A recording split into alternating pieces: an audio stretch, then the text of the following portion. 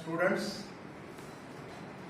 and teachers from all districts of Andhra Pradesh, I welcome you, a hearty welcome to you from APCOST and APBSTF on behalf of Krishna District Unit. I am welcoming you.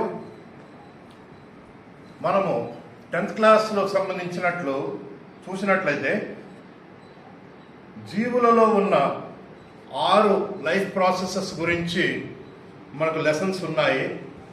Nutrition, respiration, circulation, excretion, nervous system and then the reproductive system. So ఇప్పుడు కొన్ని systems మీకు చూపించడం జరుగుతుంది లైవ్లో. మనము చాలామంది చూసే ఉంటారు, కొంతమంది ఇంకా చూసి ఉండరు. వారి కోసం అని చెప్పి కొన్ని ఆ స్పెసిఫిక్ ఐటమ్స్ని చూపించడం జరుగుతుంది. This is a set of lungs. ఇది లంగ్స్, వీటి మధ్యలో ఉన్నది heart. This is the left lung. Left లంగ్ని ఐడెంటిఫై చేయడానికి 2 లోబ్స్ మాత్రమే ఉంటాయి. లెఫ్ట్ లంగ్లో 2 లోబ్స్ మాత్రమే ఉంటాయి. చిన్నగా ఉంటుందని కూడా చెప్పుకుంటాం మనము. అదే రైట్ లంగ్లోకి వచ్చినప్పుడు 3 లోబ్స్ ఉంటాయి. 1, దాని తర్వాత 2 and 3. 3 తమ్మెలు కలిగి ఉన్నది కుడి ఊపిరితిత్తి. అలాగే 2 తమ్మెలు మాత్రమే కలిగి ఉన్నది ఎడమ ఊపిరితిత్తి. అందుకని చెప్పే ఊపిరితిత్తులు ఎడమ వైపు ఉన్నది గుండె దాని మధ్య ఏర్పడి ఉంటుంది అని మనం చదువుకుంటుంటాము, పిల్లలకు చెప్తూ ఉంటాము. అది ఎలా ప్లేస్ అయి ఉందనేది ఇక్కడ మనకు క్లియర్గా తెలుస్తుంది. చూడండి, it is placed to A slightly left side of the body. కాబట్టి దీన్ని, ఈ హార్ట్ అనే పార్ట్ని ఇక్కడ ఉంచడం కోసం అని చెప్పి ఈ లంగ్ అనేది కొంచెం చిన్నగా ఉండడం అనేది మనం చూసాం. ఇప్పుడు హార్ట్ అయితే దీంట్లో మనకు సి ఆకారపు రింగులు ఉంటాయి. ఇది కొలాప్స్ అవ్వకుండా అని చెప్పి అంటుంటాము. వీటిని చూడండి ఒకసారి, ఇటు వెనుక పక్కన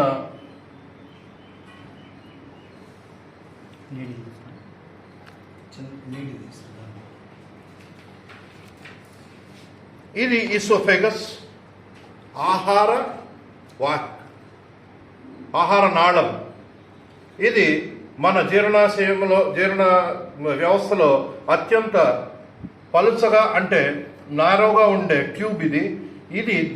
ఇది కరెక్ట్గా ఈ సి ఆకారపు ఓపెనింగ్స్ దగ్గర ఉంటుంది. కారణం ఏంటంటే ఆహారము చలనము జరిపినప్పుడు పెరిస్టాల్టిక్ చలనం ద్వారా ఆహారం వెళుతుంది. కాబట్టి ఇవి సి ఆకారపు ఇవి ఆకారము, ఈ గొట్టానికి సంబంధించిన ఈ రింగులు సి ఆకారంలో ఉండడం వల్ల, చూడండి నేను వేలు పెడితే వెళుతుంది చూడండి ఒకసారి క్లియర్గా మనకి ఇదిగోండి ఇక్కడ కనపడుతుంది. ఇది పూర్తిగా క్లోజ్డ్ కాదు, ఇక్కడ చూస్తే కనపడుతుంది. ఇది ఒక పగిలిపోయిన ట్యూబ్ లాగా ఉంటుంది. అంటే సి ఆకారంలో ఉండే ఒక రింగులు ఉండడం వల్ల ఈ ఆహార వాహికలోంచి ఆహారము వెళ్ళేటప్పుడు పెరిస్టాల్టిక్ చలనం ద్వారా అది కూడా మీకు చూపించడం జరుగుతుంది. అప్పుడు ఎటువంటి ఇబ్బంది లేకుండా ఆహారం సాగడానికి, అలాగే ఈ వాయు నాళము పైన ఎటువంటి ఒత్తిడి పడకుండా ఉండడం కోసం అని చెప్పి ఉంటుంది. ఇప్పుడు మనము ఈ ఈసోఫెగస్ని నేను సపరేట్ చేస్తున్నాను. దీంతో పెరిస్టాల్టిక్ మూమెంట్ నేను చూపిస్తాను ఒకసారి.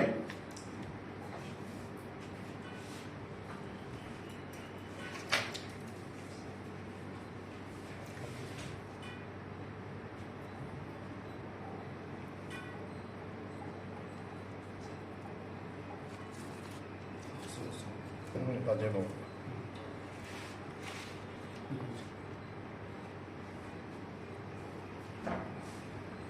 ఇలా కట్ చేసి మనం తొలగించినట్లయితే ఇవన్నీ కూడా, ఇదంతా కూడా కనెక్టివ్ టిష్యూ. 9th క్లాస్లో పిల్లలు మీరు అందరూ చదివి ఉంటారు. కనెక్టివ్ టిష్యూ ఉంటుంది. Connective tissue connects all the parts, different parts, so that they stay in one place. ఇదిగోండి ఇక్కడ సి ఆకారము, అంతేగాని గుండ్రంగా ఇటు పక్కన గుండ్రంగా ఉన్నాయి, ఇక్కడికి వచ్చేటప్పటికి మీకు సి ఆకారంలో ఉన్నాయి. ఇది ఇప్పుడు మిత్రుడు నెహ్రూ గారు దీని గురించి ఇంకొంచెం వివరణ ఇవ్వడం జరుగుతుంది.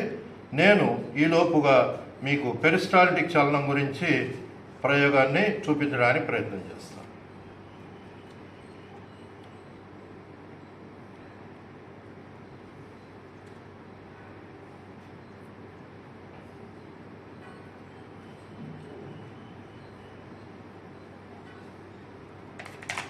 నెహ్రూ గారు.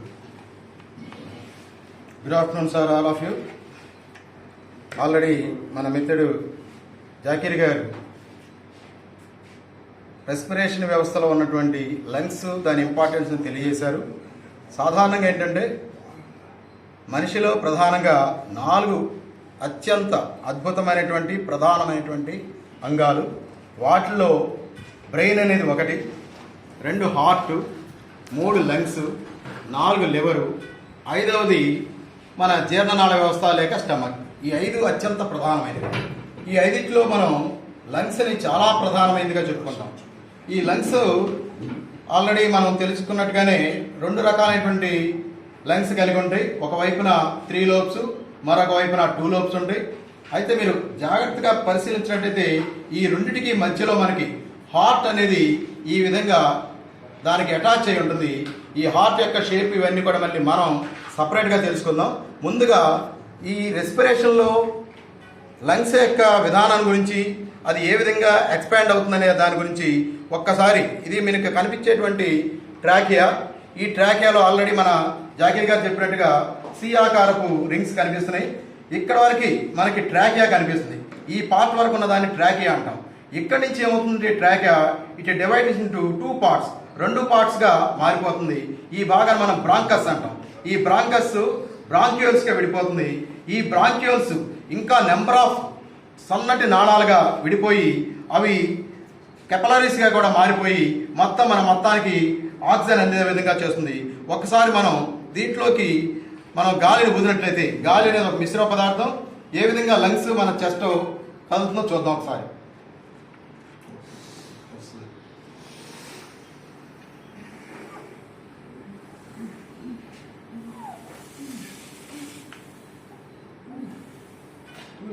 చాలా జాగ్రత్తగా కనిపించారు మీరు. పైన ఉండేటువంటి ఆల్వియోల్ వాయిస్ కూడా, పైన ఉన్న ఆ పొర కూడా మనకి కనిపిస్తుంది. ఒకసారి చూడడం వల్ల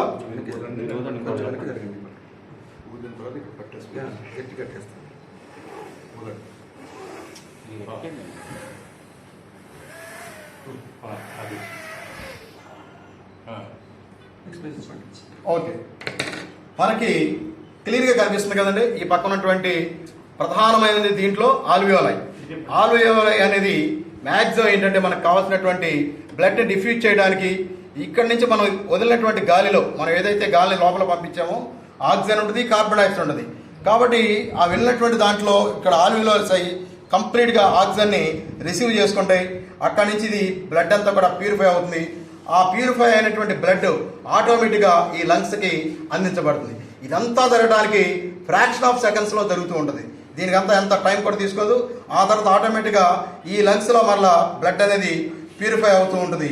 కాబట్టి ఈ లంగ్స్ మనకి చాలా వరకు ఎంత ఇంపార్టెంట్ అంటే దాంట్లో ప్రధానమైన ఆల్వియోలై, మీకు ఎక్కడ కూడా ఆల్వియోలై కనిపించదు ఇక్కడ.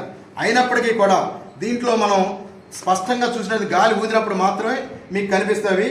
జాగ్రత్తగా సన్నటి నాళికలతో కనిపిస్తూ ఉంటాయి. జాగ్రత్తగా అబ్జర్వ్ చేయండి.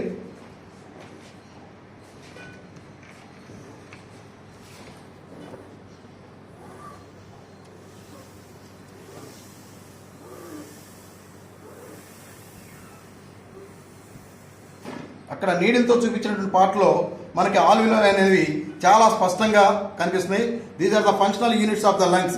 మనం ఎలా అయితే చిన్న చిన్న ఫంక్షనల్ యూనిట్స్, నర్వ్ సిస్టమ్ ఒకటి, వాటిని ఫంక్షనల్ యూనిట్లో నెర్వ్ని ఎలా చెప్పుకుంటామో అదేవిధంగా ఆల్వియోలై అనేది దీంట్లో ఫంక్షనల్ యూనిట్ అని చెప్పుకుంటాం. ఇంకా ముఖ్యంగా ఈ రెస్పిరేషన్ యొక్క ఇంపార్టెన్స్ ఆఫ్ రెస్పిరేషన్ చూద్దాం ఒకసారి. ఇంపార్టెంట్ రెస్పిరేషన్లో ప్రధానంగా ఏంటంటే కేవలం ఇది ఆక్సిజన్ పీల్చుకోవడం, లేకపోతే బ్లడ్ని కేవలం ప్యూరిఫై చేయడం మాత్రమే కాకుండా ఇది ఏం చేస్తుందంటే మనకి స్పీచ్, నేను ఇప్పుడు మాట్లాడే మాట మీకు వినిపిస్తుంది, మీరేమైనా మాట్లాడితే నాకు వినిపిస్తుంది. స్పీచ్ని వినపడాలంటే లోపల ఉన్నటువంటి లార్నిక్స్, మనకి ఫార్నిక్స్, లార్నిక్స్ ఇదంతా ఉంటుంది.